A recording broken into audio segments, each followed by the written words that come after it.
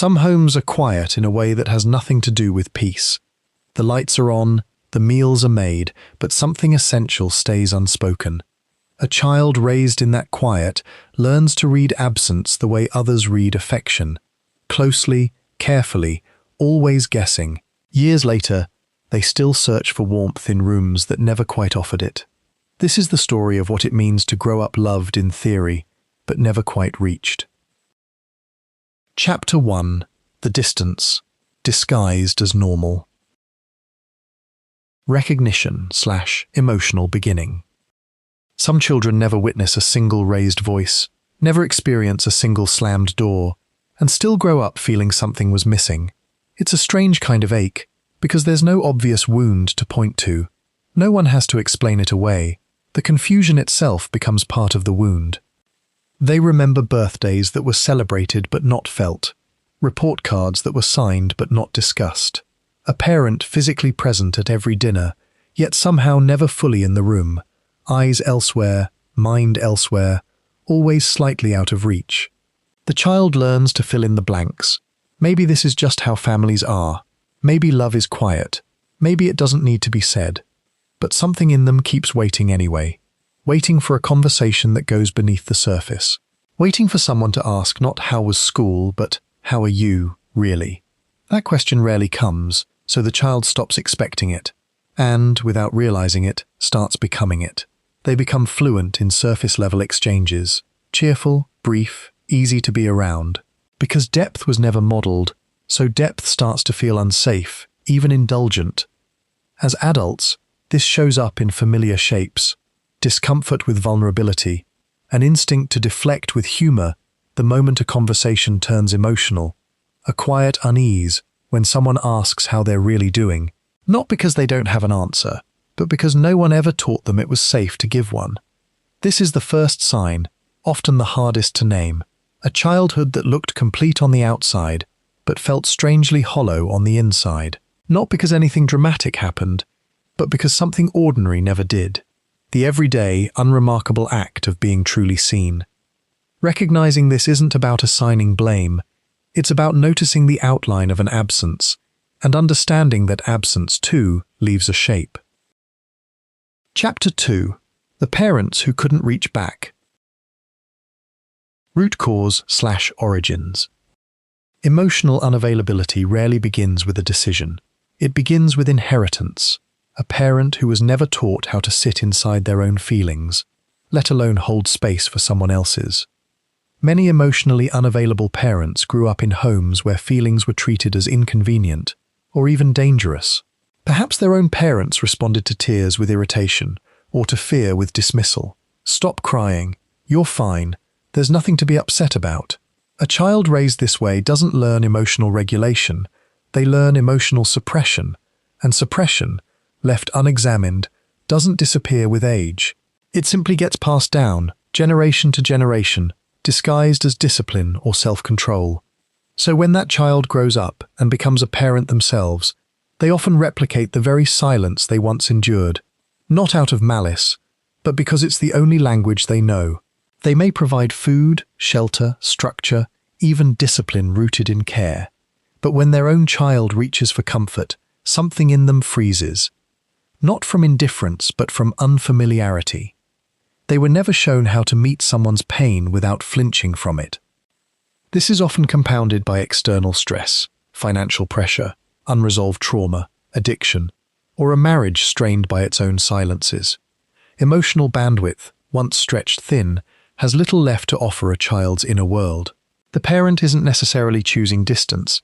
They are simply operating from a well that was never filled for them either. The child, of course, doesn't see any of this complexity. All they register is the felt experience, reaching out and finding no one reaching back.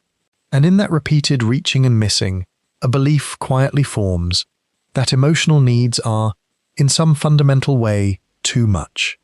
This is the origin beneath the 6 signs. Not a single cruel act, but an atmosphere, a home where love may have existed, but connection consistently did not. Chapter 3. What silence does to a developing mind. Scientific psychological explanation. From a developmental standpoint, a child's earliest sense of self is built through what psychologists call mirroring, the process by which a caregiver reflects a child's emotions back to them with attunement and validation. When a child cries and a caregiver responds with warmth and understanding, the child learns two things simultaneously: that their feelings are valid and that they are not alone in experiencing them. When that mirroring is missing, when emotional expression is met with distraction, discomfort, or dismissal, children don't stop having feelings. They simply stop expressing them where it's unsafe to do so. Psychologists refer to this adaptive suppression as emotional self-sufficiency, a defense mechanism where the child learns, prematurely, to regulate their own distress because no one else will. This has measurable consequences. Research on emotional neglect shows it can shape what's known as alexithymia, a difficulty identifying and articulating one's own emotions, not because the emotions aren't present, but because the internal vocabulary for them was never developed. Many adults raised by emotionally unavailable parents describe feeling numb or disconnected from themselves, unable to answer even the simple question, "What am I feeling right now?" Attachment research adds another layer. Children of emotionally unavailable parents often develop what's called avoidant attachment, a pattern where closeness itself becomes associated with disappointment, so the nervous system learns to preemptively withdraw before rejection can occur. This isn't a conscious choice, it's a protective adaptation, wired in through repetition, long before the prefrontal cortex is developed enough to question it. Crucially, this doesn't mean the child didn't want connection. It means they learned, early and thoroughly, that wanting it too visibly led to disappointment, so the wanting itself became something to hide, even from themselves. Understanding this doesn't excuse the environment that caused it, but it does offer something valuable: proof that the resulting patterns, the emotional guardedness, the discomfort with intimacy, are not personal failings. They are evidence of a mind that adapted exactly as it needed to, in order to survive an environment that offered structure but not warmth. Chapter 4: Learning the Language. Late. Turning point and healing. Healing from emotional unavailability often starts with a strange kind of grief, not for something that happened, but for something that never did. There is no single event to mourn, no clear villain to name. Instead, there is the slow, disorienting recognition that something essential was missing all along, hidden beneath a childhood that otherwise looked fine. This grief is important. It is often the first honest acknowledgement the person allows themselves, the quiet admission that fine was never quite true. From here, the turning point tends to unfold gradually, through moments of contrast. A friend who listens without deflecting, a partner who asks a second question instead of accepting the first surface-level answer, a therapist who gently points out a pattern. You changed the subject the moment I asked how you felt.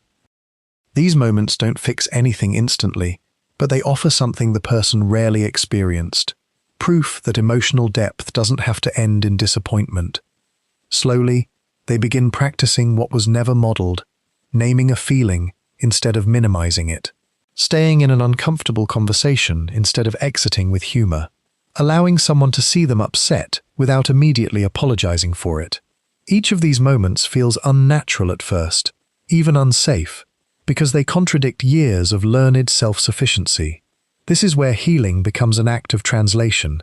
The person is, in effect, learning a language late, the language of emotional connection that was never taught to them as children.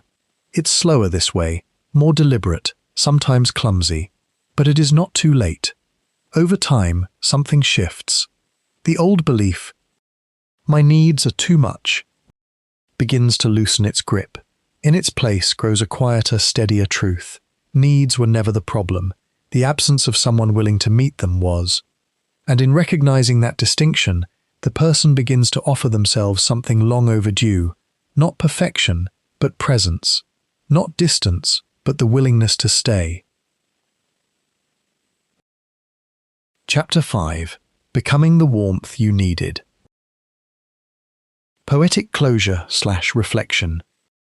There is a particular kind of strength in learning to feel, later in life, what should have been felt all along. It is not weakness to have needed more as a child. It is not failure to still be learning, now, how to sit inside your own emotions without flinching. The silence you grew up in was never a reflection of your worth. It was a reflection of what your parents were never given, and so could never give. That understanding doesn't erase the ache, but it does soften the story, turning it from something personal into something historical. And now, the quiet work continues, not to become someone entirely new, but to become the presence you once searched for, the one who asks the second question, the one who stays, the one who finally says, gently, "I see you. That's enough. You always were."